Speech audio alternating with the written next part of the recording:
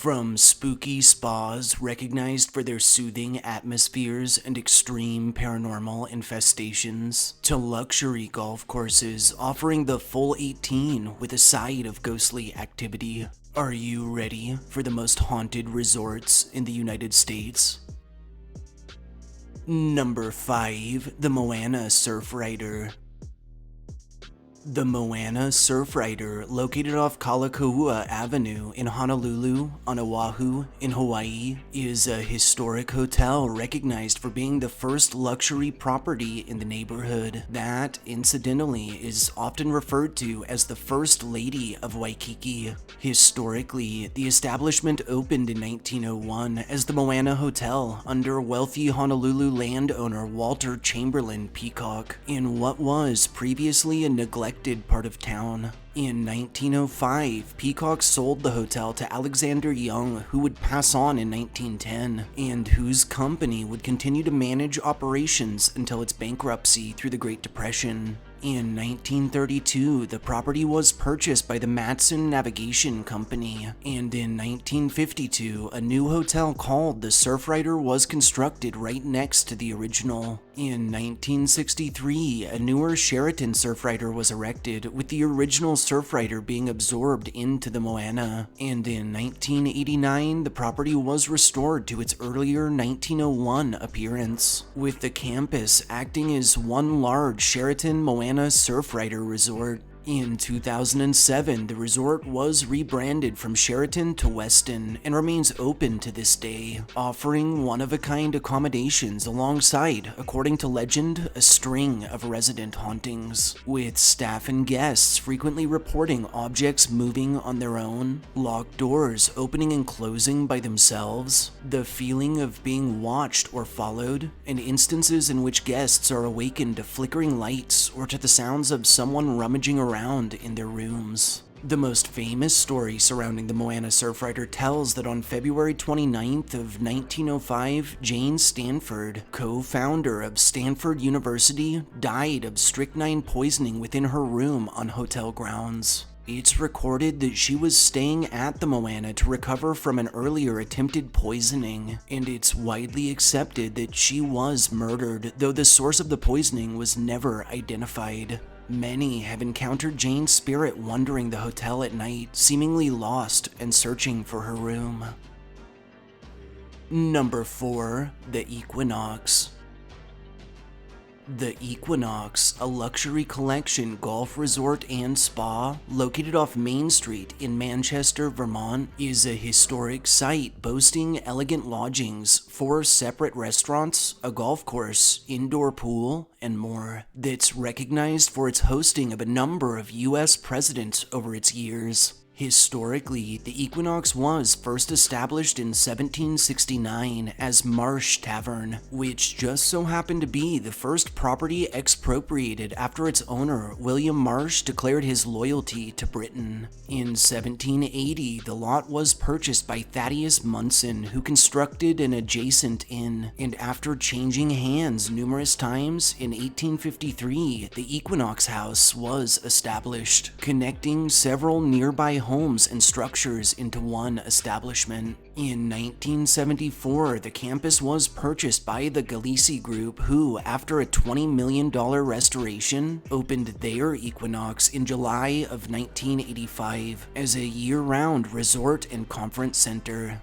This resort remains open into the present, offering luxury accommodations housed within numerous historic structures. As local legend has it, the Equinox is haunted by the spirits of those who loved the resort in life, with staff and guests frequently reporting inexplicable chills, disembodied voices, and lights that turn on and off by themselves. Orbs in photographs and electronic malfunctions are all but common, and objects in locked rooms or displays are often discovered rearranged. The most famous story surrounding this old site tells that Mary Todd Lincoln, wife to Abraham Lincoln, stayed at the resort with her sons through the summer of 1864 and enjoyed it to the extent that she ended up having a special suite constructed for herself and Abraham the following summer. Sadly, the president was assassinated on April 14th of 1865 before it could be utilized, but Robert Todd Lincoln, their son, would end up constructing Hildene, his summer estate just down the road. Over the years, the full-bodied apparitions of both Mary and a small child have been encountered roaming the property and have been known to fade away when approached. Number 3. The Omni Homestead Resort. The Omni Homestead Resort, located off of Sam Snead Highway in Hot Springs, Virginia, is a historic retreat boasting a full water park, spa, golf course, tennis courts, dining options, and more that's widely recognized as the oldest resort in the whole of the United States. Historically, an 18-room lodge was constructed on site in 1766 by Thomas Bullitt, who would later perish in the Revolutionary War, and in 1832, Dr. Thomas Good would purchase the property, establishing a spa with treatments and hydrotherapy. Good would run his business until his death in 1858, after which, between 1881 and 1888, M.E. Ingalls, J.P. Morgan, and several other interests would pool together to purchase the old resort. When a spur of the Chesapeake and Ohio Railroad was constructed to the resort, plans for a new hotel building were launched, and in 1901 the resort was nearly destroyed in a fire.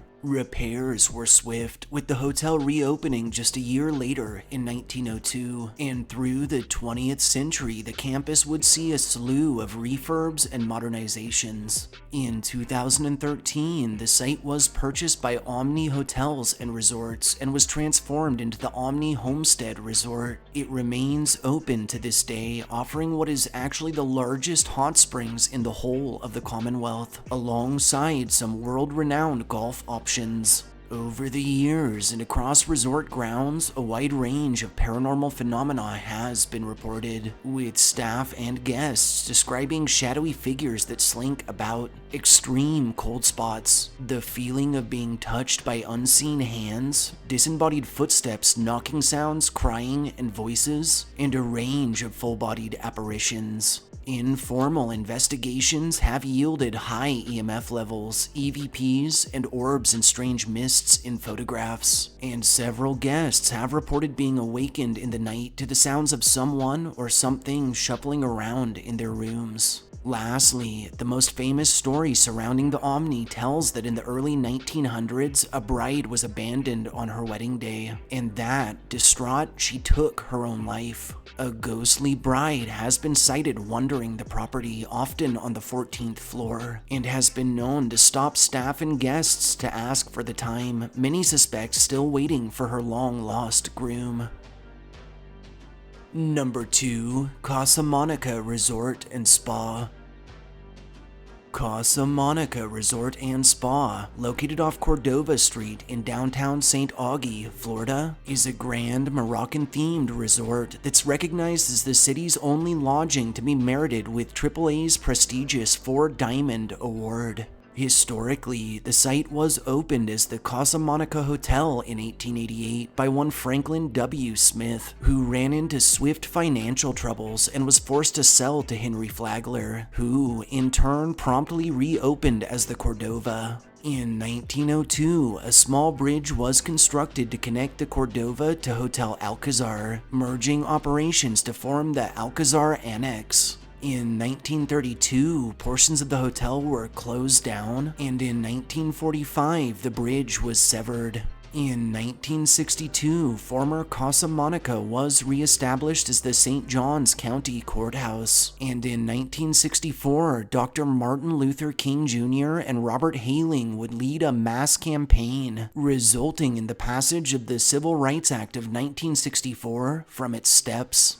The property was purchased in 1997 by one Richard Kessler, who reopened the grounds in 1999 under the title of the original Casa Monica Hotel. Into present times, Casa Monica remains part of the Kessler Collection, founding members of Marriott's Autograph Collection. Over its many years, a range of fables of the supernatural have emerged from Casa Monica, with staff and guests alike reporting disembodied voices and footsteps, knocking from within the walls, a woman in white that appears often in photographs, and encounters with the apparition of a man in 1920s era clothing. A crowd of Jazz Age era spirits have been sighted in the lobby, grooving to music unheard. Handprints have been known to appear on mirrors and surfaces within locked rooms, and personal electronics often malfunction. Also reported across the premises are the sounds of children heard running around the 4th floor when none are present, inexplicable old-timey music heard drifting through the walls, and accounts of guests being awakened to shadowy figures looming above their beds.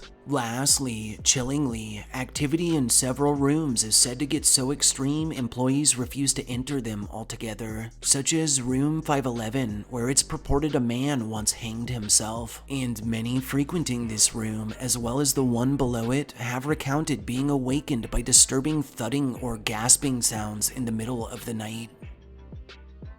Number 1. The Broadmoore.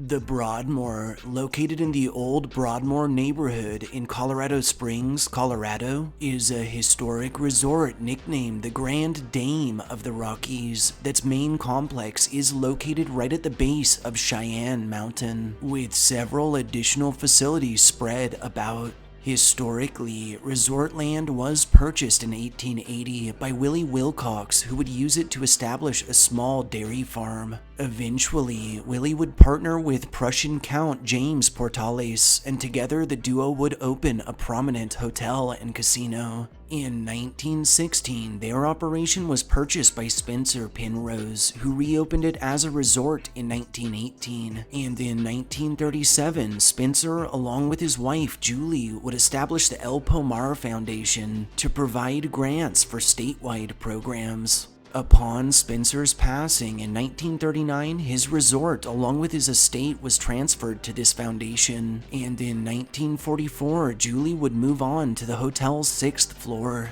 The Broadmoore was expanded from 2003 to 2008, acquiring a group of retail stores, 160 luxury townhomes and condos, underground parking, rooftop tennis, and an extended golf course. The resort was purchased by the Anschutz Corporation in 2001 and remains open to this day.